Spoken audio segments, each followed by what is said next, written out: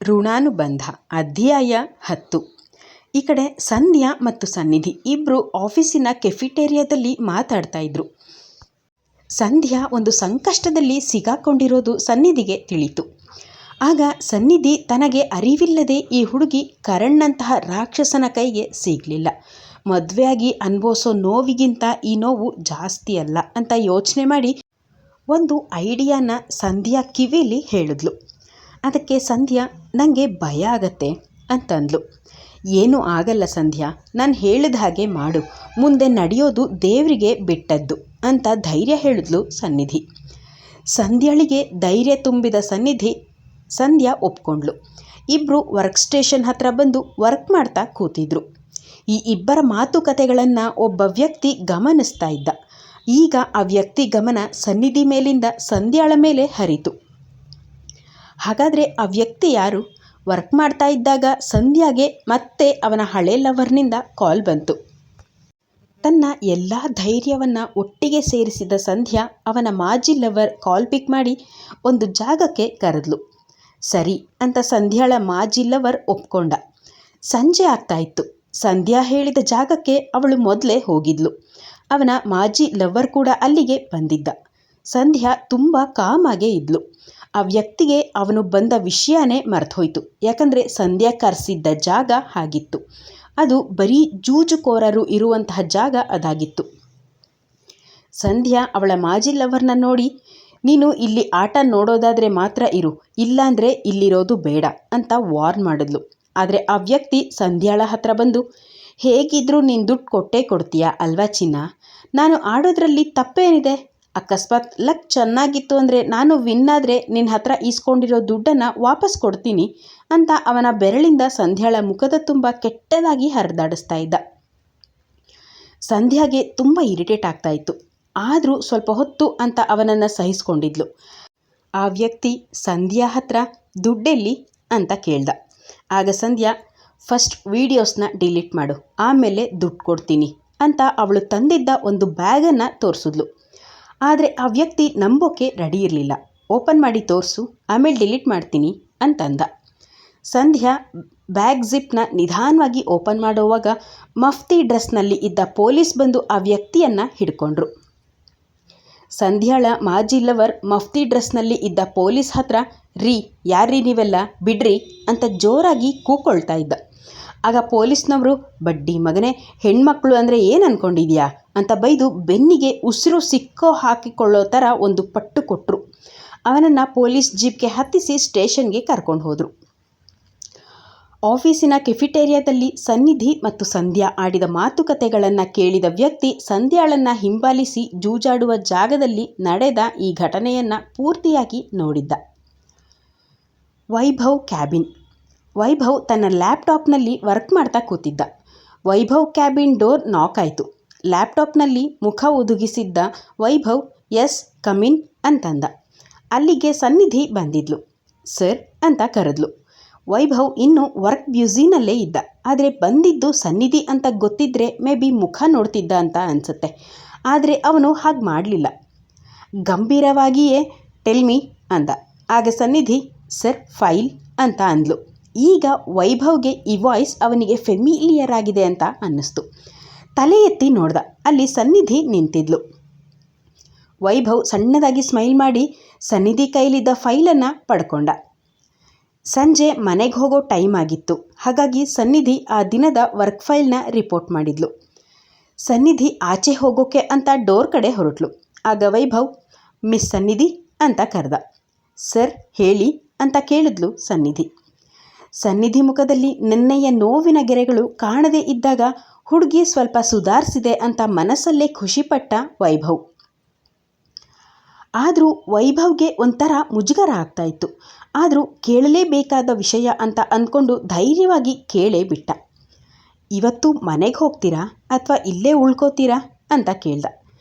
ಅದಕ್ಕೆ ಸನ್ನಿಧಿ ಯಾವ ಹೆಸಿಟೇಟ್ ಕೂಡ ಇಲ್ಲದೆ ಮುದ್ದಾದ ಸ್ಮೈಲ್ ಮಾಡ್ತಾ, ಸರ್ ನಾನು ಇವತ್ತು ಮನೆಗೆ ಹೋಗ್ತೀನಿ, ನಿನ್ನೆ ನನಗೆ ಇಲ್ಲಿ ಉಳ್ಕೊಳ್ಳೋಕ್ಕೆ ಪರ್ಮಿಷನ್ ಕೊಟ್ಟಿದ್ದಕ್ಕೆ ತುಂಬ ಥ್ಯಾಂಕ್ಸ್ ಅಂತ ಅಂದು ವೈಭವ್ ಕ್ಯಾಬಿನ್ನಿಂದ ಆಚೆ ಹೋದ್ಲು ಸನ್ನಿಧಿ.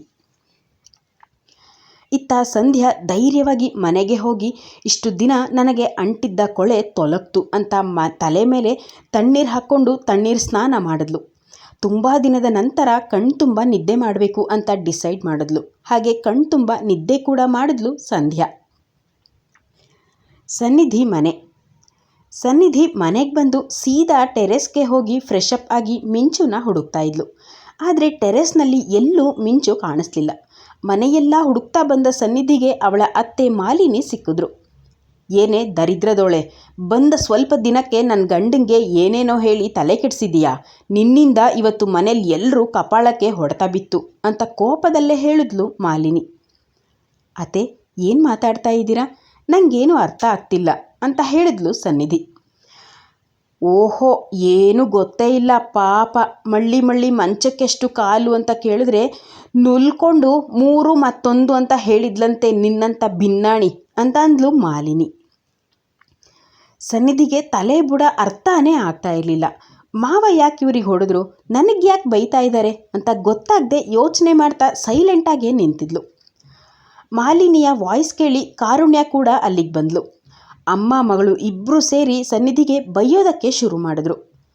ಅಪ್ಪ ಅಮ್ಮ ಯಾರು ಇಲ್ಲದೆ ಇರೋ ಅನಾಥೆ, ಮನೇಲಿ ಎಲ್ರೂ ಚೆನ್ನಾಗಿ ನೋಡ್ಕೋತಾಳೆ ಅಂತ ನನ್ನ ಮಗನ ಜೊತೆ ಮದುವೆ ಮಾಡಿ ಈ ಮನೆ ಸೊಸೆ ಮಾಡಿಕೊಂಡ್ರೆ ಬಂದು ಇನ್ನೂ 15 ದಿನ ಕೂಡ ಆಗಿಲ್ಲ, ಆಗಲೇ ಮನೆ ಮುರಿಯೋ ಕೆಲಸ ಮಾಡಿದ್ದೀಯಲ್ಲೇ ಅಂತ ಮಾಲಿನಿ ಕೈಲಿ ಇದ್ದ ಬಿಸಿ ಕಾಫಿನ ಸನ್ನಿಧಿ ಮುಖಕ್ಕೆ ಎರಚಿದ್ಲು. ಕಾಫಿ ಸ್ವಲ್ಪ ತಣ್ಣಗಾಗಿತ್ತು, ಹಾಗಾಗಿ ಸನ್ನಿಧಿ ಮುಖ ಸ್ವಲ್ಪ ಕೆಂಪಾಗಿತ್ತು ಅಷ್ಟೇ. ಅದೃಷ್ಟಕ್ಕೆ ಮುಖದ ಚರ್ಮ ಸುಡಲಿಲ್ಲ. ಅಮ್ಮ, ಇವಳಿಗೆ ಈ ಥರ ಹೇಳಿದ್ರೆ ಬುದ್ಧಿ ಬರಲ್ಲ. ಇವಳಿಂದ ನಮಗೆ ಮನೆಯಲ್ಲಿ ಊಟ ತಿನ್ನೋಕ್ಕೂ ಆಗದೆ ಇರೋ ಪರಿಸ್ಥಿತಿಗೆ ತಂದಿದ್ದಾಳೆ. ಇನ್ಮೇಲೆ ಕಿಚನ್ಗೆ ಬೀಗ ಹಾಕಮ್ಮ, ಆಗಲೇ ಇವಳಿಗೆ ಬುದ್ಧಿ ಬರೋದು ಅಂತ ಹೇಳಿದ್ಲು ಕಾರುಣ್ಯ. ಅಕ್ಕ, ನಾನೇನು ಮಾಡಿದೆ ಅಂತ ನನ್ನ ಈ ಥರ ಬೈತಾ ಇದ್ದೀರಾ, ಈ ಥರ ಹಿಂಸೆ ಕೊಡ್ತಾ ಇದ್ದೀರಾ ಅಂತ ಕೇಳಿದ್ಲು ಸನ್ನಿಧಿ. ಅದಕ್ಕೆ ಮಾಲಿನಿ, ಹೌದಮ್ಮ ರಾಜ್ಕುಮಾರಿ, ನೀನೇನು ಮಾಡಿಲ್ಲ ಅಲ್ವಾ, ನಾವು ನಿಂಗೆ ಹಿಂಸೆ ಕೊಡ್ತಾ ಇದ್ದೀವಾ ಅಂತ ಅಂದ್ಲು. ಅತ್ತೆ, ನಾನು ಹೇಳಿದ ಹಾಗಲ್ಲ ಅಂತ ಏನೋ ಹೇಳೋಕೆ ಬಂದ್ಲು ಸನ್ನಿಧಿ. ಆದರೆ ಅವಳ ಮಾತನ್ನು ಅರ್ಧಕ್ಕೆ ತಡೆದ ಮಾಲಿನಿ, ನಿಮ್ಮ ಮಾವ ಬರ್ತಾರಲ್ಲ ಅವರಿಗೆ ಕೇಳು ಅಂತ ಹೇಳಿ ಸನ್ನಿಧಿನ ಜೋರಾಗಿ ನೂಕಿ ಅಮ್ಮ ಮಗಳು ಅಲ್ಲಿಂದ ಹೋದರು. ಮಾಲಿನಿ ಜೋರಾಗಿ ನೂಕಿದ್ದ ಫೋರ್ಸಿಗೆ ಸನ್ನಿಧಿ ಜೋರಾಗಿ ನೆಲಕ್ಕೆ ಬಿದ್ಲು. ಟೆರೆಸ್ಗೆ ಹೋಗಿ ಅವರ ಅಪ್ಪ ಅಮ್ಮನ ಫೋಟೋ ನೋಡ್ತಾ ಬಿಕ್ಕಿ ಬಿಕ್ಕಿ ಅಳ್ತಾ ಇದ್ಲು. ಅಪ್ಪ ಅಮ್ಮ, ನೀವು ಯಾಕೆ ನನ್ನ ಬಿಟ್ಟೋದ್ರಿ? ನಾನು ಯಾರಿಗೆ ಏನು ಅನ್ಯಾಯ ಮಾಡಿದ್ದೀನಿ ಅಂತ ಈ ಥರ ವ್ಯಕ್ತಿತ್ವ ಇರೋ ಅಂಥ ಮನೆಗೆ ಚಿಕ್ಕಮ್ಮ ಯಾಕೆ ಮದುವೆ ಮಾಡಿಕೊಟ್ರು ಅಂತ ಅಳ್ತಾ ಇದ್ಲು. ಸನ್ನಿಧಿ ಅಳ್ತಾ ಅಳ್ತಾ ಹಾಗೆ ನಿದ್ದೆಗೆ ಜಾರದ್ಲು. ಮಧ್ಯರಾತ್ರಿಲಿ ಸನ್ನಿಧಿ ಕೆನ್ನೆನ ಯಾರೋ ಬಂದು ಒರೆಸಿ ಸಮಾಧಾನ ಮಾಡಿದ ಹಾಗಾಯಿತು. ಆದರೆ ಕಣ್ಬಿಟ್ಟು ನೋಡೋ ಪರಿಸ್ಥಿತಿಯಲ್ಲಿ ಸನ್ನಿಧಿ ಇರಲಿಲ್ಲ. ಬೆಳಗ್ಗೆ 6 ಗಂಟೆ. ಸನ್ನಿಧಿ ಕಣ್ಬಿಟ್ಟು ನೋಡಿದ್ರೆ ಮಿಂಚು ಅವಳ ಪಕ್ಕ ಮಲಗಿದ್ಲು. ಸನ್ನಿಧಿಗೆ ನನ್ನೋರು ಅಂತ ಇರೋ ಒಂದೇ ಒಂದು ಜೀವ ಅಂದರೆ ಅದು ಮಿಂಚು ಅಂತ ಅರ್ಥ ಆಗಿತ್ತು. ಸನ್ನಿಧಿ ಬೇಗ ಬೇಗ ಸ್ನಾನ ಮುಗಿಸ್ಕೊಂಡು ಬಂದು ರೆಡಿಯಾಗಿ ಮಿಂಚುಗೂ ರೆಡಿ ಆಗೋಕ್ಕೆ ಹೆಲ್ಪ್ ಮಾಡಿದ್ಲು. ಇಬ್ಬರು ಮನೆಯಿಂದ ಬೇಗ ಹೊರಟರು. ಯಾವಾಗಿನ ಹಾಗೆ ಮಿಂಚು ಮತ್ತು ಸನ್ನಿಧಿ ಹೋಟೆಲಲ್ಲಿ ತಿಂಡಿ ತಿಂತಾಯಿದ್ರು. ಆಗ ಮಿಂಚು ಸನ್ನಿ ಅಂತ ಕರೆದ್ಲು. ಹೇಳು ಮಿಂಚು ಅಂತ ಕೇಳಿದ್ಲು ಸನ್ನಿಧಿ.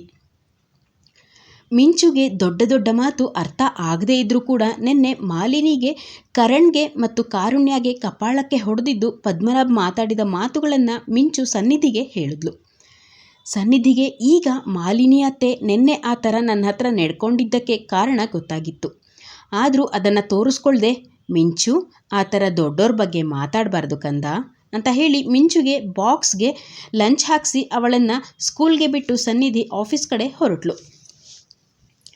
ಆಫೀಸ್ಗೆ ಬಂದ ಸನ್ನಿಧಿ ಅವಳ ವರ್ಕ್ ಸ್ಟಾರ್ಟ್ ಮಾಡ್ತಾ ಇದ್ಲು. ಮಧ್ಯಾಹ್ನ ಅಷ್ಟರಲ್ಲಿ ಸನ್ನಿಧಿ ಕೆಲಸ ಮಾಡ್ತಾ ಇದ್ದ ಪ್ಲೇಸ್ ಹತ್ರ ರಿಸೆಪ್ಷನಿಸ್ಟ್ ಬಂದು, ಮೇಡಮ್ ನಿಮಗೆ ಯಾರೋ ಕರೀತಾ ಇದ್ದಾರೆ ಅಂತ ಇನ್ಫಾರ್ಮ್ ಮಾಡಿದ್ರು. ಸನ್ನಿಧಿಗೆ ಡೌಟ್ ಆಯಿತು. ಯಾರು ನನ್ನ ಹುಡುಕೊಂಡು ಆಫೀಸ್ವರೆಗೂ ಬಂದಿದ್ದಾರೆ ಅಂತ ಅಂದ್ಕೊಂಡು ರಿಸೆಪ್ಷನಿಸ್ಟ್ ಹಾಲ್ನಲ್ಲಿ ಇದ್ದ ವ್ಯಕ್ತಿಯನ್ನು ನೋಡಿ ಶಾಕ್ ಆದ್ಲು.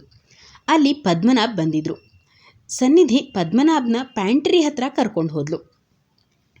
ಮಧ್ಯಾಹ್ನ ಊಟದ ಟೈಮ್ ಆಗಿದ್ದರಿಂದ ಪದ್ಮನಾಭ್ಗೆ ಸನ್ನಿಧಿ ಊಟ ತಂದು ಕೊಟ್ಲು. ಮಾವ ಊಟ ಮಾಡಿ ಅಂತ ಅಂದ್ಲು. ಅದಕ್ಕೆ ಪದ್ಮನಾಭ್, ಏನು ಕಮ್ಮ ಇದೆಲ್ಲ ಸನ್ನಿಧಿ ಅಂತಂದರು. ಏನು ಮಾತಾಡದೆ ಫಸ್ಟ್ ಊಟ ಮಾಡಿ ಮಾವ ಅಂತಂದ್ಲು ಸನ್ನಿಧಿ.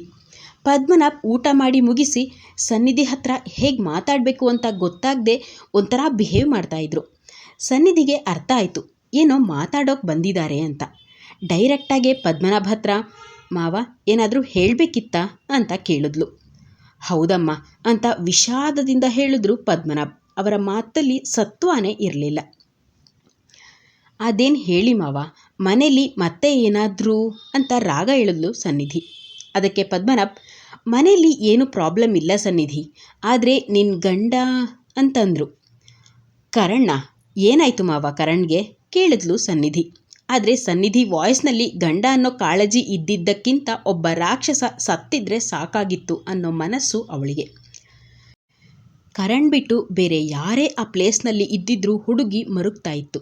ಆದರೆ ಕರಣ್ ಅವನು ಮಾಡಿದ ಕಾರ್ಯಕ್ಕೆ ಸನ್ನಿಧಿ ಪೊಲೀಸ್ ಸ್ಟೇಷನ್ ಅಂತ ಹೋಗದೆ ಇರೋದೇ ಹೆಚ್ಚು. ಆಗ ಪದ್ಮನಾಭ್, ನಿನ್ನ ಹತ್ರ ಒಬ್ಬ ಅಪ್ಪನ ಸ್ಥಾನದಲ್ಲಿ ನಿಂತ್ಕೊಂಡು ಈ ಮಾತು ಹೇಳೋದು ತಪ್ಪು ಅಂತ ನಂಗೆ ಗೊತ್ತು ಕಣಮ್ಮ, ಆದರೆ ನಿನ್ನ ಒಳ್ಳೆಯದಕ್ಕೆ ನಾನು ಈ ಮಾತನ್ನು ಹೇಳ್ತಾ ಇರೋದು ಅಂತಂದರು. ಸನ್ನಿಧಿಗೆ ಏನೂ ಅರ್ಥ ಆಗಲಿಲ್ಲ. ಮಾವ, ಅದೇನೇ ಇದ್ದರೂ ನನ್ನ ಹತ್ರ ಧೈರ್ಯವಾಗಿ ಡೈರೆಕ್ಟಾಗಿ ಹೇಳಿ ಅಂತ ಹೇಳಿದ್ಲು. ಪದ್ಮನಾಭ್ಗೆ ತುಂಬ ಹಿಂಸೆ ಆಗ್ತಾಯಿತ್ತು. ಆದರೂ ಗಟ್ಟಿ ಮನಸ್ಸು ಮಾಡಿಕೊಂಡು ಹೇಳಬೇಕಾಗಿರೋ ಮಾತುಗಳನ್ನು ಹೇಳೇ ಬಿಟ್ರು. ಸನ್ನಿಧಿಗೆ ಭೂಮಿ ಅಲ್ಲಾಡೋ ಹಾಗಾಯಿತು. ಮಾವ, ಏನು ಮಾತಾಡ್ತಾ ಇದ್ದೀರಾ ಅಂತ ಕೂತಿದ್ದ ಚೇರ್ನಿಂದ ಎದ್ದು ನಿಂತಲು. ಮಾವ, ನೀವು ಹೇಳಿದ ಹಾಗೆ ನಾನಿರೋಕೆ ಇಲ್ಲಿ ನನ್ನೋರು ಅಂತ ಯಾರೂ ಇಲ್ಲ ಮಾವ. ಈ ಸಮಾಜನ ನಾನು ಹೇಗೆ ಎದುರಿಸಲಿ ಅಂತ ಅಂದ್ಲು. ನೋಡಮ್ಮ ಸನ್ನಿಧಿ, ನಾನು ಹೇಳಿದ್ದು ನೀನು ಒಳ್ಳೆಯದಕ್ಕೆ, ಅರ್ಥ ಮಾಡ್ಕೊಳ್ಳಮ್ಮ. ದಯವಿಟ್ಟು ನಾನು ಹೇಳಿದ ಮಾತನ್ನು ತೆಗೆದುಹಾಕಬೇಡ, ನಿನ್ನ ಕೈ ಮುಗಿತೀನಿ ಅಂತ ಹೇಳುವಾಗ ಪದ್ಮನಾಭ್ ಅವರ ಕಣ್ಣಲ್ಲಿ ನೀರು ತುಂಬಿತ್ತು. ಅಪ್ಪನ ಮಮಕಾರ ಕಾಣಿಸ್ತಾ ಇತ್ತು ಅವಳಿಗೆ. ತಂದೆಯಾಗಿ ಒಬ್ಬ ಮಗಳ ಜೀವನವನ್ನು ಉಳಿಸೋ ಪ್ರಯತ್ನ ಮಾಡ್ತಾ ಇದ್ರು ಪದ್ಮನಾಭ್. ಸನ್ನಿಧಿ ಮುಂದೆ ನಿಂತು ಕೈ ಮುಗಿತಾ ಇದ್ರು. ಸನ್ನಿಧಿಗೆ ತುಂಬಾ ಹರ್ಟ್ ಆಯಿತು. ಆದರೂ ತನ್ನ ಮಾವನ ಮಾತಿಗೆ ಬೆಲೆ ಕೊಡಬೇಕು. ಅವರು ಸುಮ್ಮನೆ ಈ ಥರ ಎಲ್ಲ ಮಾತಾಡೋದಿಲ್ಲ. ಅವರ ಈ ಕಟು ನಿರ್ಧಾರಕ್ಕೆ ಬೇರೆ ಕಾರಣ ಇದೆ ಅಂತ ಮನಸ್ಸಲ್ಲೇ ಅಂದ್ಕೊಂಡು ಫಸ್ಟ್ ಕಂಪ್ಲೀಟಾಗಿ ವಿಷಯ ತಿಳ್ಕೊಂಡು ಆಮೇಲೆ ಮುಂದುವರಿಯೋದು ಒಳ್ಳೆಯದು ಅಂತ ಅಂದ್ಕೊಂಡು, ಮಾವ, ಮಿಂಚು ಅಂತ ಕೇಳಿದ್ಲು. ಅದಕ್ಕೆ ಪದ್ಮನಾಭ್, ಮಿಂಚುನ ನಾನು ಕರ್ಕೊಂಡು ಬರೋ ವ್ಯವಸ್ಥೆ ಮಾಡ್ತೀನಿ ತಾಯಿ ಅಂತ ಹೇಳಿದ್ರು. ನಿನಗೆ ಇಷ್ಟ ಇದ್ದರೆ ನೀನೇ ಅವಳನ್ನು ನೋಡ್ಕೊ ಅಂತ ಹೇಳಿದ್ರು ಕೂಡ. ಹಾಗಾದರೆ ಪದ್ಮನಾಭ್ ಹೇಳಿದ ಮಾತುಗಳು ಏನು? ಯಾವ ಕಾರಣಕ್ಕೆ ಪದ್ಮನಾಭ್ ಸನ್ನಿಧಿ ಹತ್ರ ಮಾತಾಡೋಕೆ ಅವಳ ಆಫೀಸ್ ಹತ್ರ ಬಂದಿದ್ರು? ಸನ್ನಿಧಿ ಸಂಧ್ಯಾಳಿಗೆ ಹೇಳಿದ ಐಡಿಯಾ ಏನಾಗಿತ್ತು?